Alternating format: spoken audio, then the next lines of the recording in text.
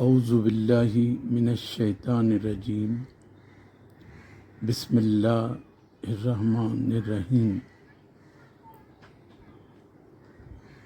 In the midst of a narrative on the children of Israel during the time of Prophet Moses, the Qur'an in verse 262, that is 62nd verse of Surah 2, propounds by way of parenthesis the universal values of conduct by which to be eligible to divine rewards. Apparently, it was so done to remind the readers that through the narrative relates that though the narrative relates to the Jews, the message of the Qur'an is universal for all communities of mankind. Let us study this verse now. Verse 262, that is 62nd verse of Surah 2. إن الذين آمنوا والذين هادوا والنصارى والصابئين من آمن بالله واليوم الآخر وعمل صالحا فلهم أجرهم عند ربهم ولا خوف عليهم ولا هم يحزنون. Translation: Indeed, those who believe and those who are Jews, the Christians, the Sabians, and the Sabiin, whosoever believed in Allah and in the last day and acted righteously, for them then, of course, is the reward with their Lord. And fear shall overpower them not, and fear shall overpower them not, nor shall they grieve. Comments. In two other verses of the Qur'an, namely 569, that is 69th verse of Surah 5, and 22:17, that is 17th verse of Surah 22, are these people, the Sabiin or the Sabiun, mentioned. While verse 569 is almost a replica of verse 262, we are presently studying. Verse 262 we are presently studying. Verse 22:17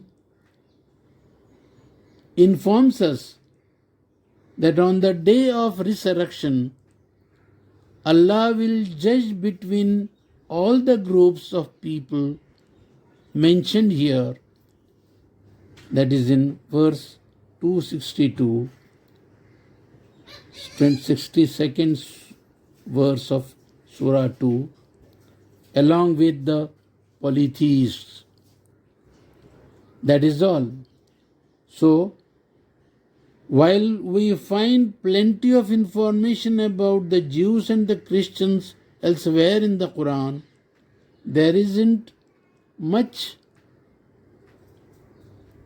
therein about the Sabiin.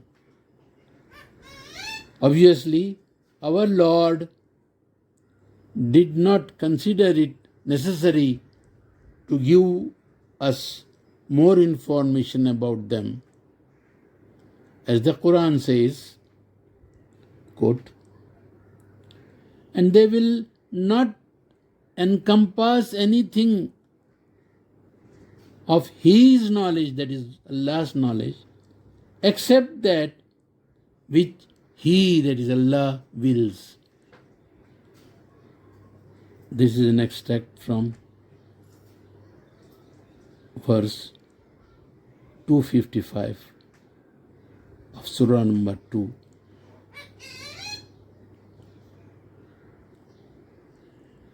In verse 8:29, that is 29th verse of Surah 8, the Quran informs the believers that Allah created them, that Allah creates for them the Furqan,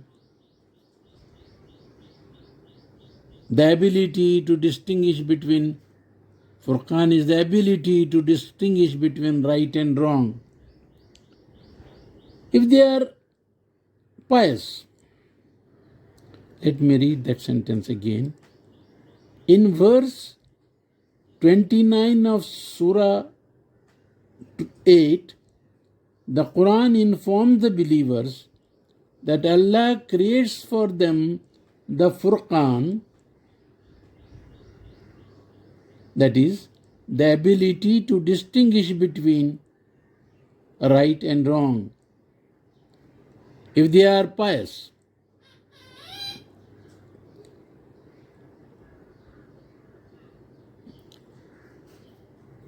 even a thief, when he steals, knows in his heart of hearts that he is doing something wrong, but he suppresses this call of his conscience, and with its repeated suppressions, his conscience, so to say, dies much before his physical death. A pious, Allah-fearing man, on the other hand, does not suppress his conscience, that is, his Furqan. The Quran guides us further in this regard by explaining in verse 44 of Surah 2, verse 177 of Surah 2, and verse 189 of Surah 2, what al-birr, that is, good, righteous conduct or behavior, what to be. From Adam to Muhammad, peace be upon them all the prophets have preached but one religion, the religion of Islam. And the fundamentals of this religion have always been belief in Allah, belief in the hereafter, and performance of righteous deeds. So, no eyebrows need to be raised when this verse 62 of Surah 2 informs us that even the Jews and the Christians shall attain to salvation if they only satisfied the three conditions mentioned. And no dichotomy be sought between this verse and verse 385, that is 85th verse of Surah 3, wherein Allah informs us that no religion other than Islam shall be accepted. The moot question that now arises is whether the present day Christians and the present day Jews, with all their notions about the Trinity and about each being the chosen people of God with guaranteed divine visas to paradise, and with their outright rejection of Muhammad and of the Qur'an and the last prophet as the last prophet and the last divine testament, to thus satisfy the three fundamental conditions to be entitled to salvation.